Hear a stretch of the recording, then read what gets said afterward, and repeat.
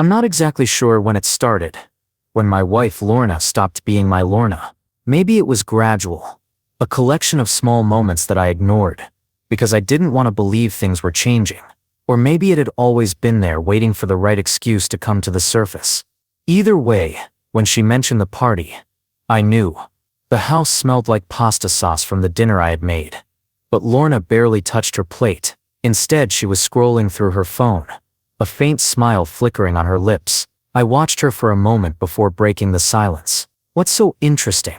She glanced up, as if she'd forgotten I was even there.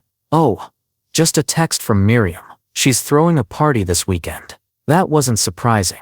Lorna's college friends were always finding an excuse to celebrate. I didn't mind usually, but something about the way she was avoiding my gaze told me there was more to it. Who's going to be there? I asked casually, swirling my fork in my food. She hesitated for a moment. The usual group. I put my fork down. Including him? Her jaw tightened, and that told me everything I needed to know. Hugh was part of the group. Yeah, he'll be there, she said, as if it was no big deal. Hugh, her ex, the guy she had dated on and off for years before we got together. He was a sore subject, not because I was insecure, but because I knew how he worked. He was the type of guy who loved knowing he still had an effect on her, and if I'm being honest, I wasn't sure Lorna was completely immune to it. You haven't talked about him in a while, I said, keeping my tone neutral. She sighed, pushing her plate away, because I knew you'd make it weird. I'm not making it weird, I said carefully. I'm just asking why you suddenly want to go to a party at his place. She crossed her arms. Because I'm allowed to have friends, Silas. That's not what I'm saying. Well, it sure feels like it. Her voice was sharp now, defensive. But that wasn't what hit me. What really cut deep was the look in her eyes. It wasn't anger. It wasn't frustration. It was boredom. Like she had already checked out of this conversation. Maybe even this marriage. And that's when it hit me. This wasn't just about a party. It was about her pushing boundaries, testing me, seeing how much I'd tolerate. I took a slow breath. So you're going, no matter what I say. She lifted her chin. Yes, that was it. No apology. No reassurance. Just yes. I could feel something inside me shifting. Something deep in my chest that I wasn't ready to name yet. But I nodded. Okay. She blinked, clearly expecting more of a fight. Okay, I said again with a small smile. Have fun. For the first time all night she looked uneasy. And she should have been. Because when she walked into that party, she had no idea what was waiting for her. Lorna left without looking back. I watched from the kitchen window as she stepped outside, heels clicking against the pavement, slipping into the car like she wasn't leaving behind the life we'd built together. She didn't rush. She didn't hesitate. It was like she'd already made her choice long before tonight. The car disappeared down the street, and suddenly, the house felt quieter than it ever had before. I stood there for a while, staring at the empty space where she had just been. My hands rested on the edge of the counter, pressing against the cool surface like I needed something solid to hold on to. But the truth was, I had already lost my grip on everything. It wasn't just about tonight. This was the moment I knew, really knew that she wasn't mine anymore. Maybe she hadn't been for a long time. I leaned back against the counter, running a hand down my face. My mind raced, piecing together all the signs I had ignored. The distance, the way she laughed a little too hard at her texts, the extra effort she put into her appearance whenever she went out without me. She thought I was blind, but I wasn't. I had just been waiting for her to prove me wrong, waiting for her to remember who we were before all of this. But she didn't. She packed her bag, did her hair, and walked straight out that door, knowing exactly where she was going. To him. The thought hit me like a punch to the gut, but I didn't let it break me. I pushed off the counter and walked into the living room. The dim light from the lamp cast long shadows across the walls. Everything looked the same, but nothing felt familiar. Our wedding photo sat on the bookshelf, me in my suit, her in white, grinning like we had the whole world ahead of us. I picked it up, running my thumb over the glass. 6 years. 6 years of shared mornings, late night talks, road trips, inside jokes. 6 years of believing in something that had been crumbling right in front of me. I set the frame down, this time face down. I didn't want to look at it anymore. Instead, I grabbed my phone and made a choice. Lorna wasn't the only one who could rewrite the rules. I wasn't going to sit at home like the fool she thought I was. Tonight, I was going to make sure she never forgot what she walked away from. The house was silent, but my mind wasn't. Lorna had left less than 20 minutes ago, yet it already felt like she had been gone forever. I sat on the couch, elbows resting on my knees, staring at the blank TV screen. A part of me expected my phone to light up, for her to text me something, anything. Maybe a fake reassurance, maybe a good night out of obligation. But I knew better. She had made her choice the moment she said yes to that party. I had spent months, maybe even years, giving her the benefit of the doubt, telling myself I was overthinking things, that I was being paranoid, annoyed. But people don't just wake up one day and decide to be careless with the person who loves them. No, it happens slowly, piece by piece, and now I was done ignoring it. I stood up, my heart pounding, not from nerves, not from sadness, but from a cold, undeniable clarity. Lorna thought she was walking into that party with control. She thought she was the one pulling the strings, testing the waters to see just how far she could push before I snapped. She had no idea she had already lost. I walked to the bedroom,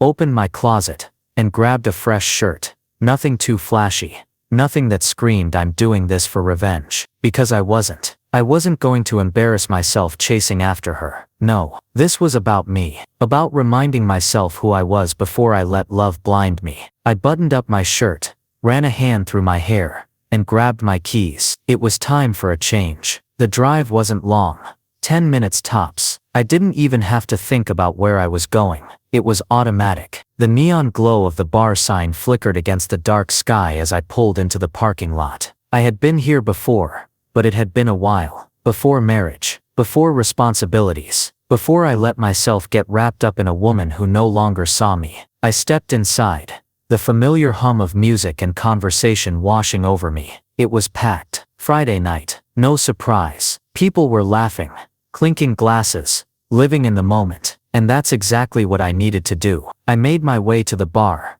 sliding onto a stool. The bartender, Casey, recognized me instantly. Well, she smirked, wiping down the counter. Not seen you in ages. Thought you went all domestic. I let out a low chuckle. Something like that. She raised an eyebrow. And yet here you are. I didn't answer right away. Instead, I grabbed the drink she slid in front of me, took a sip, and let the warmth settle in. Yeah, here I was. For the first time in a long time.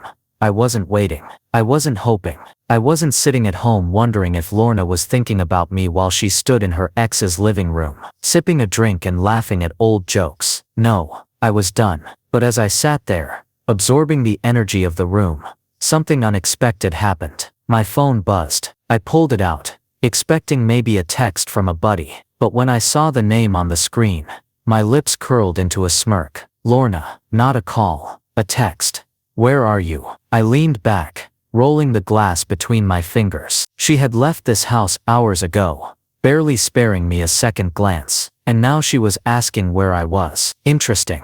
I didn't reply. Not yet. Because I had a feeling this night was far from over. I stared at my phone screen for a moment, letting the text sink in. Where are you? It wasn't just a question. It was a crack in her confidence. Lorna had walked out that door so sure of herself. Like she had the upper hand. Like I was just going to sit around waiting for her. But now she was looking for me. I could almost picture her standing in the middle of that party, scanning the crowd, expecting me to be home.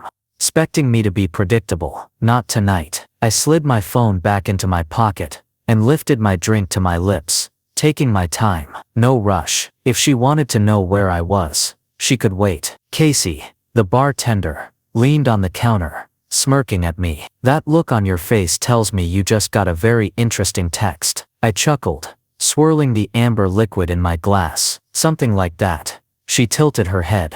Checking in on you. I raised an eyebrow. Not yet, but she might be soon. She let out a low whistle. Oh, this is getting good. I didn't say anything, just smirked and took another sip. The truth was, I wasn't just ignoring Lorna's text to mess with her. I was enjoying the silence. It had been a long time since I felt like I was the one in control. The second text came 20 minutes later. Are you home? I laughed under my breath. Home? No, I wasn't home.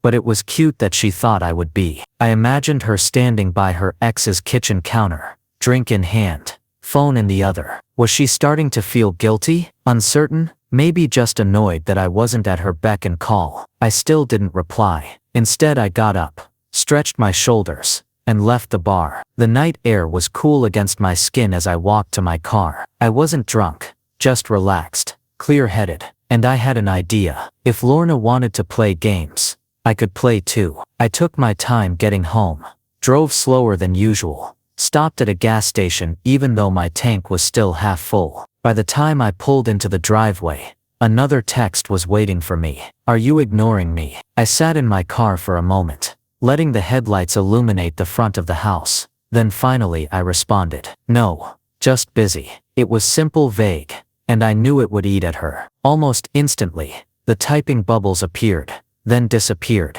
then appeared again. I smirked. She was thinking. A full minute passed before she finally responded. Busy with what? There it was, the shift. For the first time in a long time, Lorna was the one wondering, waiting. I could have answered her. I could have told her exactly where I had been.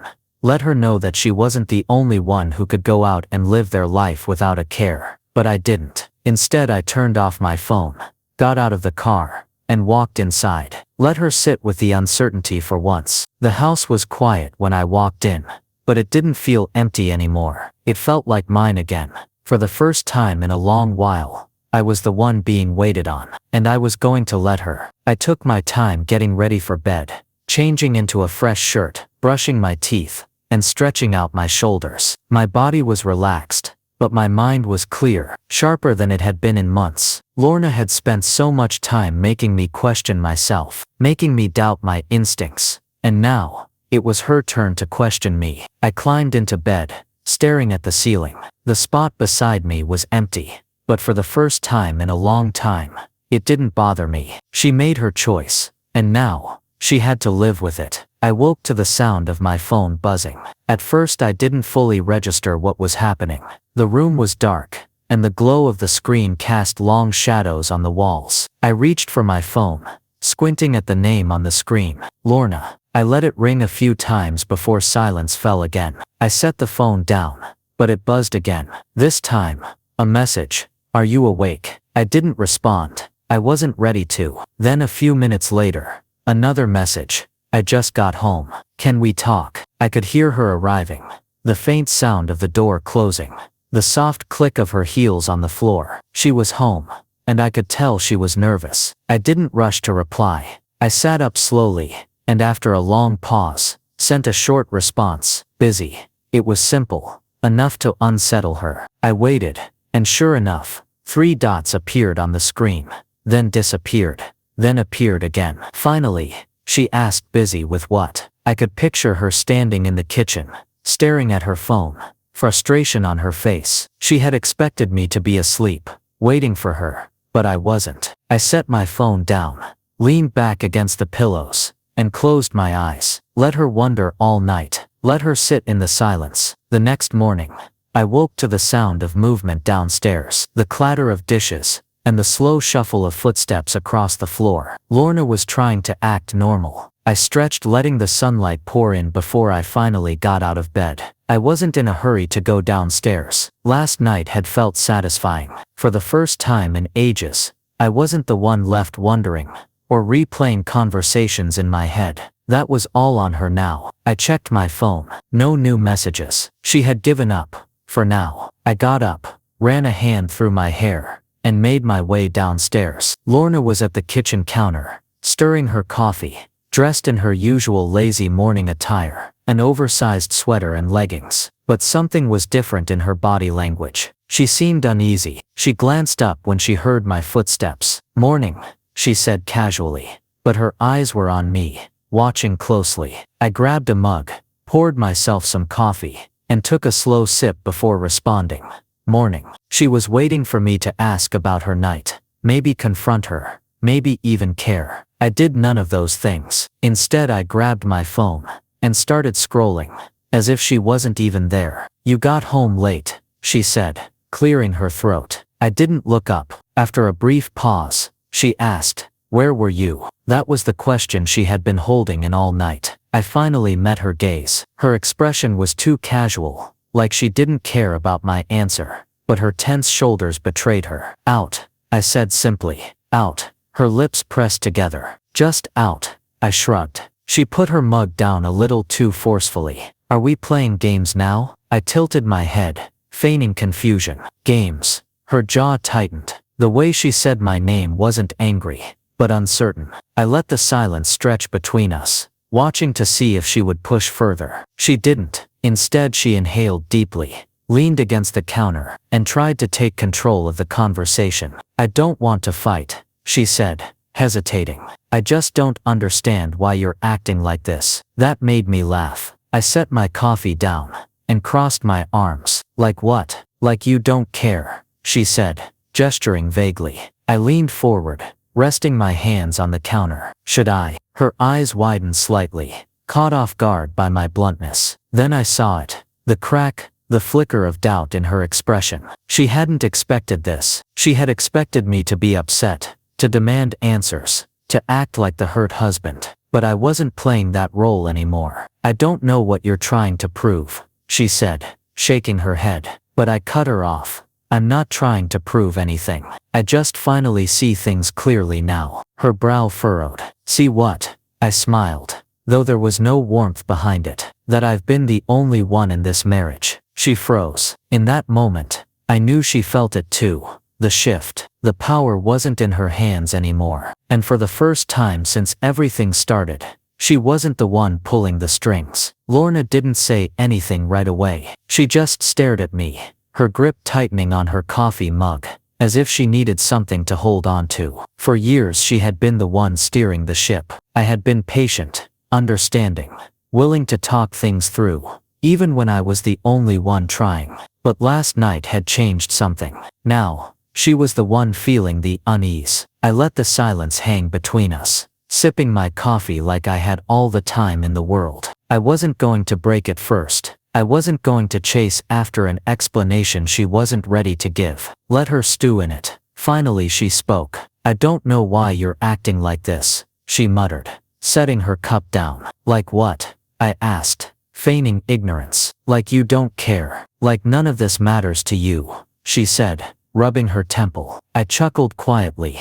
shaking my head. That's funny coming from you. Her eyes snapped up. What's that supposed to mean? I tilted my head. Lorna, you walked out of this house last night, without a second thought. You knew exactly what you were doing. You wanted to go, and you didn't care how I felt about it. So why does it bother you so much that I went out too? She opened her mouth, then closed it again. She didn't have an answer. I could see the thoughts running through her mind. The calculations, the struggle to figure out a response that would put her back in control of the conversation. But there was no answer. For the first time, she was at a loss. She leaned against the counter, crossing her arms. You're twisting this. I laughed again, louder this time. I'm twisting it. You made a choice. Now you have to live with it. She exhaled sharply, turning away from me, running a hand through her hair. You're impossible, she muttered. I shrugged.